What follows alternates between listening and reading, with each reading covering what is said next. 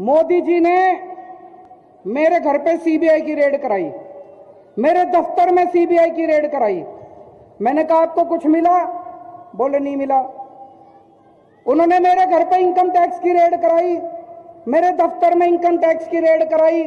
मैंने कहा मोदी जी कुछ मिला? बोले नहीं मिला। उन्होंने ईडी की रेड कराई, रॉ की रेड कराई, दिल्ली पुलिस की रेड कराई, सारी रेड करा ली मेरे ऊपर। मैंने कहा जी कुछ मिला? बोले नहीं मिला। तो मैंने कहा फिर? बोले वो एक कवि है, उसके वो बता रहा था कि आप एक कवि है, कोई गाजियाबाद में रहता है कोई कवि, कह रहे वो कवि कह रहा था कि केजरीवाल आतंकवादी है। उसके सपने में आया था, उसके सपने में आया था कि 7 साल पहले मैं उस कवि को ये क्या, वो बच्चे समझ गए। भ्रष्टाचार वो कहते जी उस कवि के सपने में आया था कि 7 साल पहले मैं उस कवि को कह रहा था कि मैं भारत के 2 टुकड़े कर दूंगा और 1 टुकड़े का प्रधानमंत्री मैं बन जाऊंगा।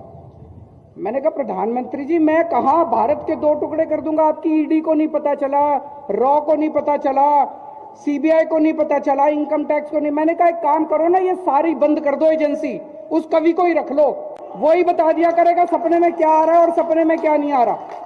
ये बंद कर दो, सीबीआई बंद कर दो, रॉ बंद कर दो, ईडी फीडी क्या दुखी कर रखा है दुनिया को, उस कवि को ही रख लो अपने दफ्तर में, वो कवि बता दिया करेगा। तो इन्होंने तमाशा कर रखा है देश की सिक्योरिटी का, इन्होंने कॉमेडी कर रखी है देश की सिक्योरिटी की।